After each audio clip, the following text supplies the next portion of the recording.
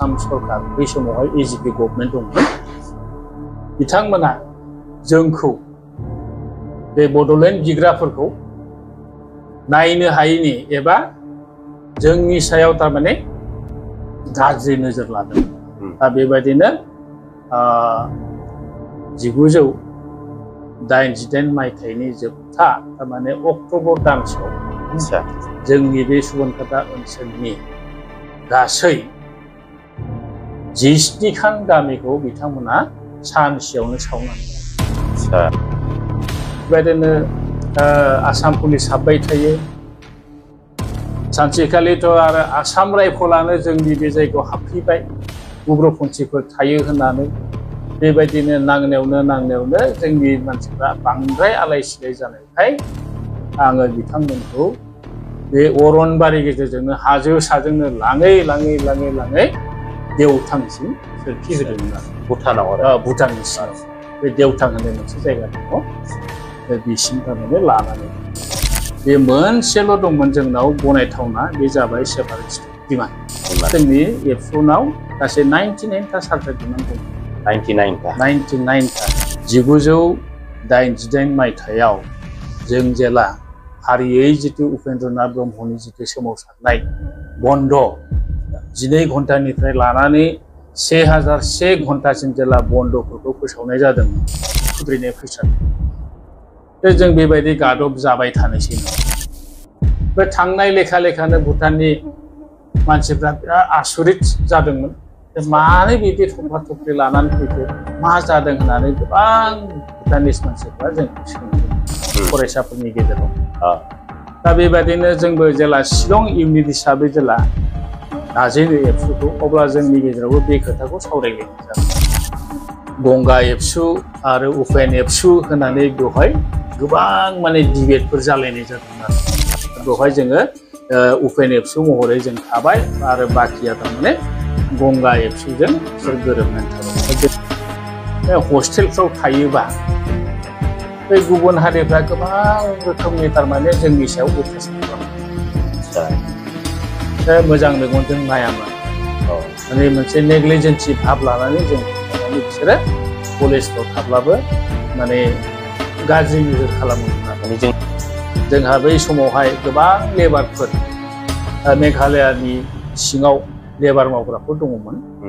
बेखौ जोङो गुसुङै एमलु होनना बुङो अल मेघालया लेबार इउनियन। बिथांमोनाबो गावसोरनि खस्थ' खालामनाय रांखौनो बुथुम जोंनो रां एसे मददबो हरदोंमोन। दा दिनै आंजों लोगोआव दङ सासे बै समनि दुलाराय बर' फरायसा आफादाव थानानै बिथाङा गोबां माने हारिनि थाखाय खामानि मावबोनाय। दा आं बिथांखौ आंनि चेनेलाव दिनै बरायनानै लागोन आरो गोबां बाथ्रा मिथिनानै लागोन आरो दा गिबियावनो सारखौ खुलुमबाय आरो आंनि चेनेलाव बरायबाय।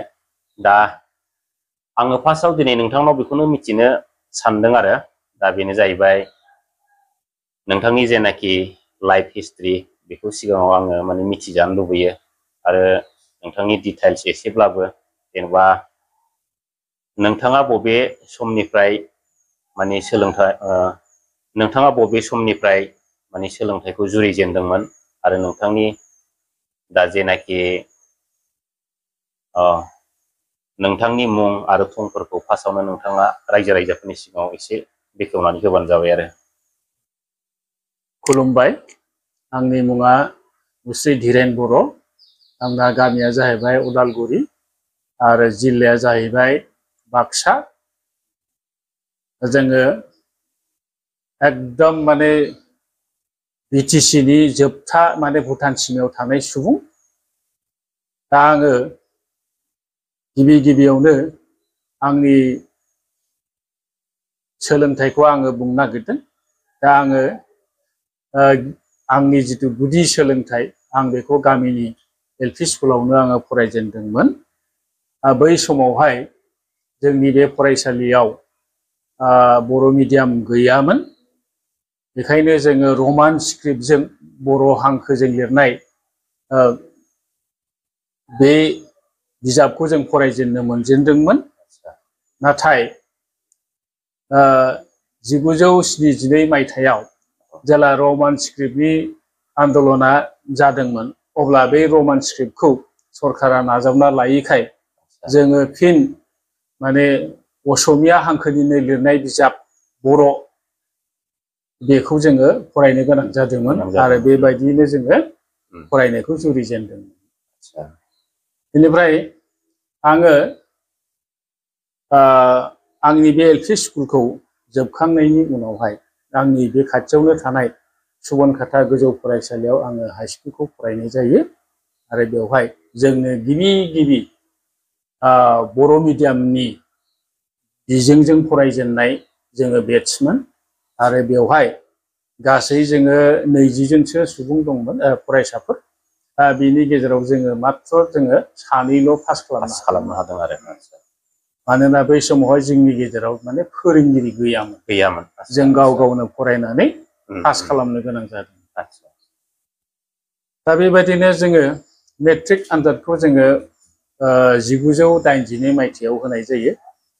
बे 1982 मायथाइनि उनावहाय जोङो जेला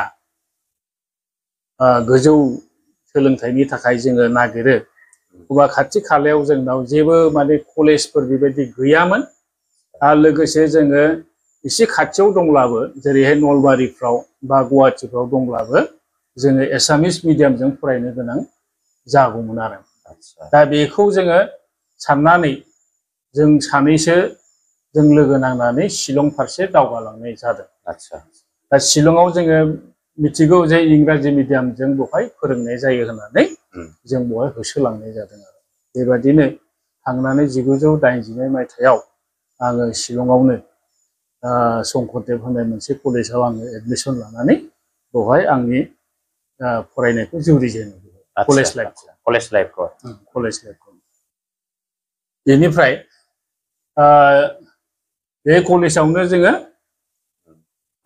गोबां जायगानिफ्राय फैनाय जोंनि बर' मिडियामनिफ्राय पास जालांनाय गथ'फोर दंमोन जों जयैनो फरायलायदोंमोन बेवहाय बेबायदिनो जोङो बै समावहाय जोंनाव माने बेबायदि HS होननाय गैयामोन जोंनाव PU होननाय दंमोन आरो प्रि इउनिभार्सिटि बेखौ जोङो पास खालामो 1982 मायथाइयाव 2 बोसोरनि उनावहाय ओमफ्राय कन्टिनिउ आरो बेबायदिनो जोङो डिग्रियावबो एडमिसन लाफिनो बिदिनो लायै लायै जोङो गासै जोङो 15 जनसो दंमोन बेवहाय जों डिग्रि लेभेलाव बेवहाय जोङो फरायनानै 1987 मायथाइयाव जोङो बे DA आनजादखौ जों बयबो पास खालामजोबो आरो बेवहाय। बिनिफ्राय नोंथाङा फरायनाय लाइफखौ बेयावनो दोनथ'नाय जादोंमोन नामा? दोनथ'नाय बायदि जाहैदों मानोना बै समावहाय 1987 मायथाइयाव जोंहा बे रौतानि जिथु कनफारेन्स दंमोन बेवहाय एबसुनि गेजेराव एसे डिभिजन फैलायनाय जादोंमोन बेनो जाहैबाय जोंहा गंगाधर रामसियारि एबसु आरो बिनिफ्राय उपेन्द्रनाथ ब्रह्मनि एबसु बे गावनाया बेहाय सोमजिदों। आच्छा बिदिब्ला नोंथाङा बबे समनिफ्राय माने दुलाराय बर' फरायसा आफादाव माने आगान होजेनखो? दा बुंनो थाङोब्लाथ' आङो 1987 मायथाइनिफ्रायनो आगान होजेननाय बायदि जादों मानोना बै समावहाय जोंनाव गोबां फरायसाफोर जोंहा शिलंआव दंमोन जों बेवहाय गासैबो बर' फरायसाफोरखौ बुथुमनानै बेवहाय जोङो शिलं इउनिट एबसु दानाय जादोंमोन आरो बै समनिफ्रायनो जोङो बर'फोरनि समस्याफोरखौ सानै हयै जोङो खोब दुखु मोनोमोन आरो बे लेखायनो जोङो माबा मोनसे मावथारनांसिगोन होननानै बेवहायनो सावरायलायबाय थानाय जायोमोन आरो। आच्छा आं नोंथांनाव मोनसे खोथाखौ सोंनो लुबैबावदों बे सुबनखाता एरियायाव माने 17था गामिया सावजादोंमोन नङा होमब्ला? बे सावजानायनि उनाव नोंथांमोना रिलिफआव थानो गोनां जादोंमोन नङा होमब्ला? दा बेनि उननिफ्राय जेनेबा नोंथाङा माने आफादनि जानानै मा रोखोम बिबान लानानै नोंथाङा खामानि मावदोंमोन? मोजांथार सोंनाय नंगौ जोङो 1988 मायथाइयाव जों जेला फारियै जितु उपेन्द्रनाथ ब्रह्मनि जितु सोमावसारनाय बन्द 12 घन्टानिफ्राय लानानै 1001 घन्टासिम जेला बन्दफोरखौ फोसावनाय जादोंमोन अब्ला जोङो फारियै सिगांनि खोलोबाव जोङो बाहागो लानो हायाखैमोन। नाथाय उननि फारियाव जोङो 1988 मायथाइयाव जोङो गासै 36 घन्टानि सोमावसारनायफोराव जों बाहागो लानो मोनदोंमोन आरो बेवहाय गोबां माने जोंनि गेजेराव दाङाबाजि सोमजिदोंमोन। जेरैहाय माने बास लाखिनाय, बन्द' खालामनाय आरो बेबायदिनो गोबां मानसिफोरनि गेजेराव जों गावजों गाव माने जेरैहाय गंगा एबसु आरो उपेन एबसु होनानै बेवहाय गोबां माने डिबेटफोर जालायनाय जादोंमोन आरो बेवहाय। बेबायदिनो जोङो डिबेट खालामनो गोबां समनि उनावसो जोङो मोनसे फर्मआव फैनो हादोंमोन। बेवहाय जोङो अब्ला जों एबसुखौ सोखावनाय बायदिहै जादों बेवहाय जोङो उपेन एबसु महरै जों थाबाय आरो बाखिया थारमाने गंगा एबसुजों बिसोर गोरोबनानै थाबाय। जोंनि गेजेराव बे एबसुआ डिभिजन फैलायदोंमोन आरो। आदसा आं दा बेखौनो कुइसन खालामनो लुगैबावदों आरो दा नोंथाङा गंगा एबसु उपेन एबसु होनाखै होनबा दा आं बेखौनो कुइसन खालामनो लुबैदों जेनेबा मानि थाखाय जेनेबा मा जाहोननि थाखाय गंगा एबसु आरो उपेन एबसुआ माने सोमजिनाय जादोंमोन बेखौ एसेब्लाबो फोरमायबा मोजां जागोन रायजो राजा। दा खोथाया ओरैबायदि जाहैबाय बे गंगा एबसु आरो उपेन एबसु गावनायनि जाहोना ओरैबायदि आंनि मिथिनायजोंसो बुंगोन दे। आदसा माने जों जेला गुबुन गुबुन जायगायाव जेला जों सोलोंथाइ लानो थाङो, सोरबा गुवाहाटियाव थांदों, सोरबा माने बबेबा बरपेटाफ्राव थांदों, सोरबा बेबायदिनो नलबारिफ्रावबो फरायहैयोमोन। दा गुबुन गुबुन बेबायदि सोलोंथाइ थानाय जायगाफ्राव फरायनो थाङो। दा बै समावहाय हस्टेलफ्राव थायोबा बे गुबुन हारिफ्रा गोबां रोखोमनि थारमाने जोंनि सायाव अयथासार खालामो। मोजां मेगनजों नायामोन। माने मोनसे नेग्लिजेन्सि भाब लानानै जोंखौ थारमाने बिसोरो कलेजफ्राव थाब्लाबो माने गाज्रि नोजोर खालामोमोन आरो। माने जोंनि बर' जाथिफोरनि माबायाव हारिफोरनि माबायाव गेजेराव आरोना। बेबायदि। दा बेवहायनो जोंनि माखासे बर' फरायसाफ्रा मोनसे खुद्रिनाय फैसारदों। जों बेबायदि गादब जाबाय थानोसै नामा? बे साननाया बेरखांबाय आरो बर' फरायसाफोरनि गेजेराव। दा बेबायदिनो जोंबो जेला शिलं इउनिट हिसाबै जेला दाजेनो एबसुखौ अब्ला जोंनि गेजेरावबो बे खोथाखौ सावरायलायनाय जादों। बेनिफ्राय बै समावनो जोंहा उपेन्द्रनाथ ब्रह्म बिथाङा शिलंआव थांनानै बे शिलं इउनिटजों मोनसे खोथा सावरायहैदोंमोन जे जों बर'फ्रा मा खालामनाया मोजां बे खोथाखौ सावरायहैलायनाय जादों।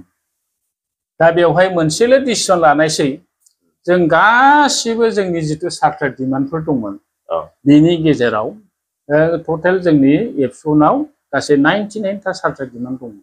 99टा। दा बेयाव बे 99टा बे एबसुनि डिमान्डनि गेजेराव बे मोनसेल' दंमोन जोंनाव गनायथावना, बे जाबाय सेपारेट स्टेट डिमान्ड। दा बेखौनो बयबो थारमाने सेपारेट स्टेट डिमान्डखौ बे मोनसे चार्टारखौ जों लानांगौ होननानै बेवहाय सावरायलायनाय जादों। बै लेखायैनो थारमाने डिमान्ड खालामनांगौ, सेपारेट स्टेट मोननांगौ जों बेसे दिन गादब जाबाय थानो, बेफोरबायदि खोथाफ्रा फैलायनायनि उनावहाय बे सोमजिदों। बेनिफ्राय जेला रौतानि कनफारेन्सआव बे बुस्थुखौ प्लेस खालामनाय जादों आरो खालामनानै गासिखौबो नागारजोबनानै बेवहाय जोङो बड'लेण्ड बै सेपारेट स्टेटखौ जों दाबि खालामनांगौ, डिभाइड आसाम 50-50खौ जों खालामनांगौ, नङाब्ला जोंनि सायाव बिदिनो गादबबाय थागोन होननानै माने बेवहाय प्लेस खालामनाय जादों। आरो बेवहायनो जोंहा उपेन ब्रह्म बिथांखौ आफादगिरि हिसाबै सायख'नाय जाबाय। आरो बिनि उनावहाय जेला सायख'नाय जायो अब्ला बेवहाय गंगाधर एबसु आरो बेवहाय उपेन ब्रह्म एबसु बे फारागा सोमजिबाय आरो बेबायदिनो लासै लासै गावलांनाय जालांदों आरो। बै समनिफ्रायनो 87 मायथाइनि घटना बियो। 1987 मायथाइनि 2 मार्चनिफ्राय उपेन ब्रह्म बिथांनि जिथु सोमावसारनाय बे जुरिजेननाय धरना सरनाफ्रा जुरिजेनबाय दा बेवहाय जोङो जोंनि आनसलिकफ्रा मजबुत जायैनि थाखाय जों बेवहाय बाहागो लानो हायाखैमोन बेखौ जों बुंनो हायो जों लासै लासै थारमाने जोङो बयबो थारमाने सावरायलायनायनि गेजेरजों सानफा एफा जोंनि सोद्रोमाफ्रा बारायनायनि उनावहाय लास्टआव जोंबो 88 मायथाइनिफ्राय बाहागो लानाय जादोंमोन बेबायदि जाहैदों आन्दलनाव बाहागो लानो गोनां जाबाय आरोना जेब्लानाखि बड'लेण्ड सोमावसारनाय समाव बै समाव 17था गामि सावजानानै जेब्लानाखि भुटानाव रिलिफ केम्प थानांदोंमोन नङा होमब्ला दा बै समाव नोंथाङा बिबानाव थानानै मा खामानि मावबोनाय जाखो जाथिनि थाखाय आरो दा बेखौ एसे सारा नंगौ जोङो जेला एबसुनि सोमावसारदोंमोन बै समावहाय जोंनि गेजेराव गावजों गावनो गोबां दाङाबाजि जादोंमोन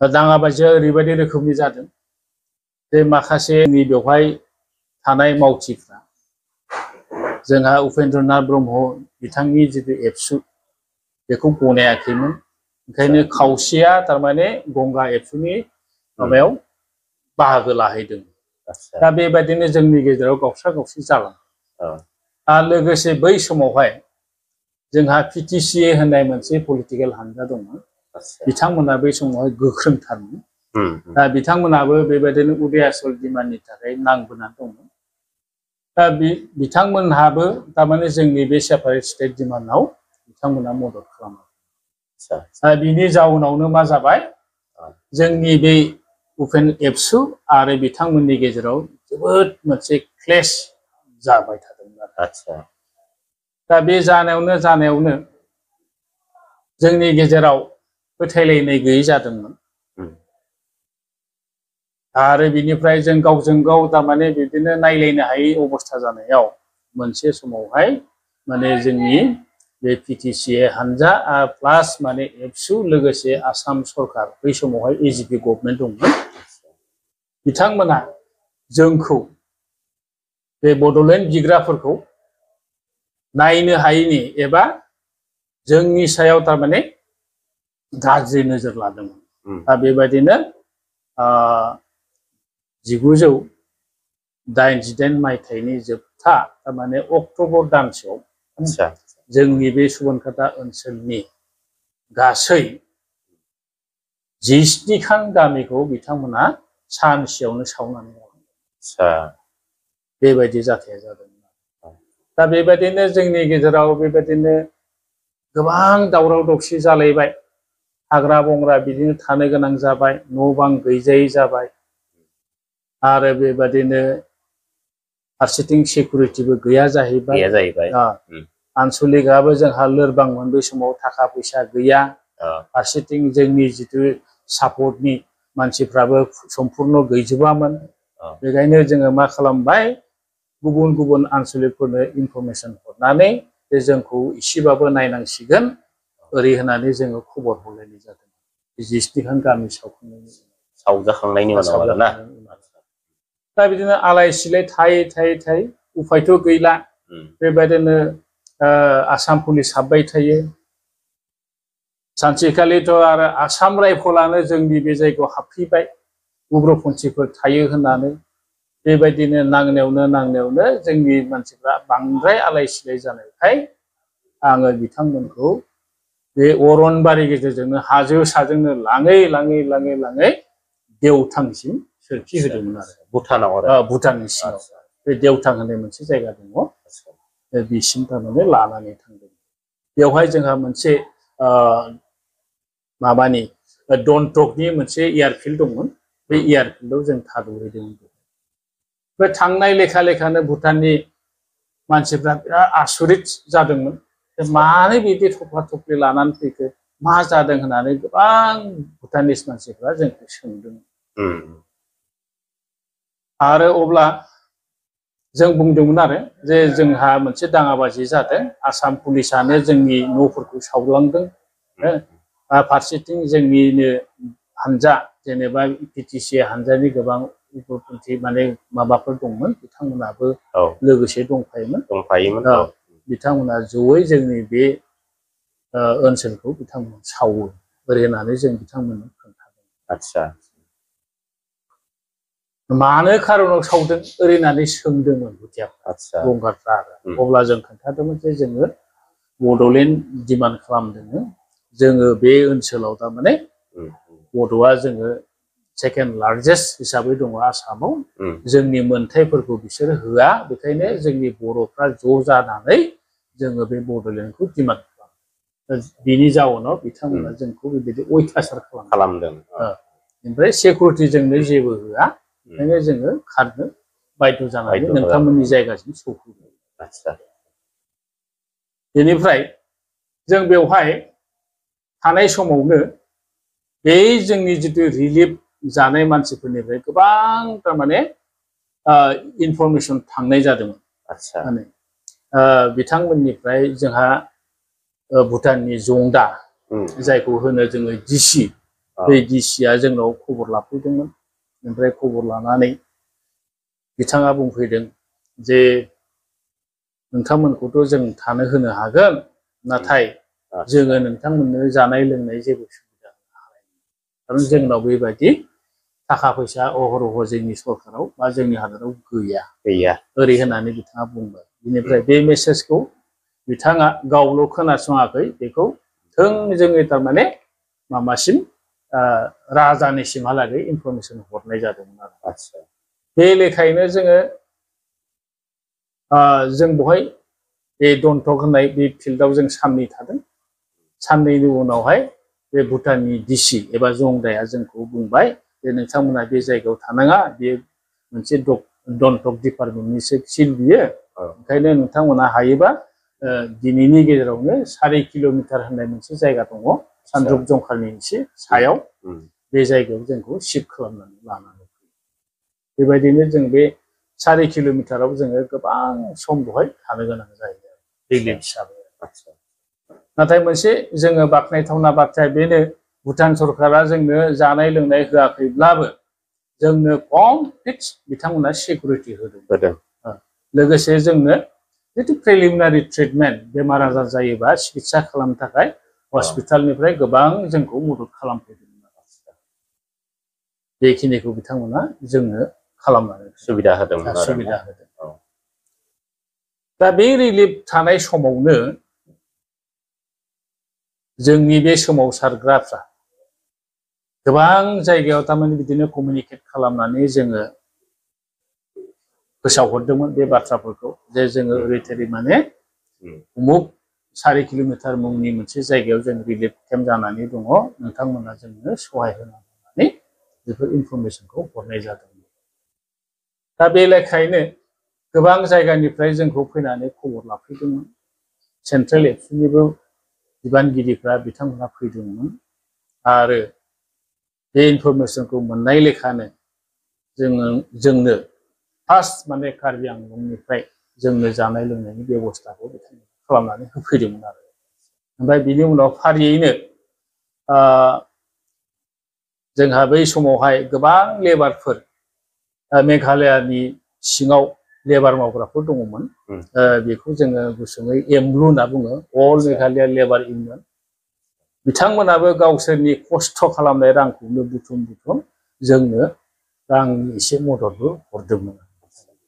बेबायदिनो जोङो बे रिलिफआव गोबां माने बेबायदिनो खस्थ'नि गेजेरजोंब्लाबो जोङो बेवहाय थादोंमोन आरो। बेनिफ्राय सेन्ट्रेल एबसुनिफ्रायबो माखासे जोंनो माने इनफरमेसन हरबाय जे नोंथांमोना सिन्था खालामनाङा जों जानाय लोंनायनि बेब'स्थाखौ जोङो खालामगासिनो बेबायदि रोखोमै जोंखौ इनफरमेसन हरबाय। बेनिफ्राय सानसे समाव जोंनि बे नलबारि जिल्लानिनो बै समावहाय थारमाने बाक्सा जिल्ला गैयामोन नलबारि जिल्ला हिसाबै दंमोन। बे नलबारि जिल्लानि डिसिआ जोंनि सेराव नुजाफैदोंमोन ओमफ्राय बिथाङा बुंदोंमोन मा जे नोंथांमोननो जों रेसन लाबोदों नोंथांमोना बेखौ नाजावनानै लादों। अब्ला बै रिलिफआव थानाय जोंनि सुबुंफ्रा जोङो खुनु फैदे थारमाने आसाम सरकारनि जों रिलिफखौ जाया जों नोंथांमोननि बे माइरंखौ जों जाया नोंथांमोना जेरै हागौ ओरै लां बे खोथाखौ बुंनाय जादों। ओइदिनखालि फार्स्ट लाबोजेननायाव जों रावबो बे माइरंखौ माने रिसिभ खालामासै आरो बे लेखानो थारमाने जोंहा भुटाननि जिथु जंदा दंमोन बिथाङाबो रिसिभ खालामनो हायासै आरो बेबायदिनो रिटार्न जाफिनदों माइरं बेबायदिनो थानांदों आरो बेवहाय दा उपाय गैया जाया होनबाय नालाय उपायथ' गैला बे लांफिननांगौ जाहैबाय बिदिनो खस्थ' मस्थ' जोंनि बे रिलिफआव थानाय सुबुंफ्रा थानांबाय सोरबा बायदिया हाजिरा मावबाय भुटाननि सिङावनो सोरबा बायदिया माने न'आव फैफिननानै एसे एनै बहाबा थालांनायफोरखौ बुथुमनानै मोनगोन नामा बेबायदिबो फैहोलांबाय गामिफ्राव ओमफ्राय बुथुमनानै लोगो माइरं दैरंफोर मोनबा बेखौ ग्रोब लानानै रिलिफ केम्पआव थाहैफिननाय जादोंमोन दा बेबायदिनो सोलै मथा मथि जोङो दानसेसोआ बेवहाय बारग'होदों आरो आं अक्ट'खौ बावबाय होमब्लाबो 1989 मायथाइ सौफैबाय बे समावहाय 89 मायथाइयाव जों बे 4 किल'मिटार सानद्रुप जंखानिफ्राय जोंखौ थारमाने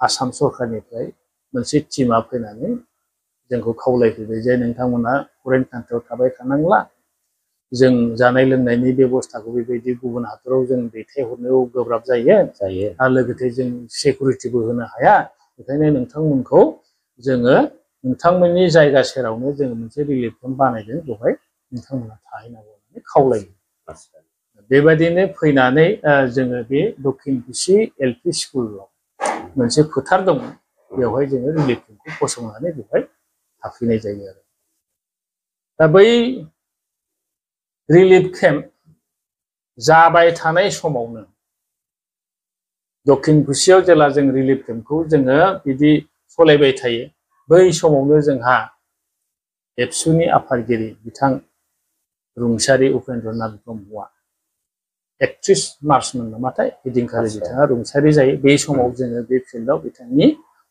कन्डलेन्सखौ फाथिनो मोनदों आरो बेबायदिनो उनावहाय लासै गोबां संगठनफ्रा NGOफ्रा फैनानै नायफैनायनि उनावहाय जोंनो मदद खालामो ओमफ्राय जोंबो सिन्था खालामबाय बेवहाय थाबाय थायोब्ला जोंहा जेबो जानाय नङा ओंखायनो जों माबा मोनसे राहा लानांसिगोन होननानै सानफा एफा गाव गावनि बारि बागानफोरखौ फोसाब बिदि लानो थाखाय जों बिथोन होयो बेनिफ्राय बे 31 मार्चनि उनावनो जोङो बे रिलिफ केम्पखौ सिफायनायनि माबा मोनसे प्रस्ताब होनानै जों दोनो आरो बे लेखायैनो लासैनो थारमाने बे रिलिफनिफ्राय मानसिफ्रा सानफा एफा गाव गावनि गामियाव बारबोनो हमो बिदिब्लाथ' गोबां खस्थ' मोनदों जाहैबाय खस्थ' जादों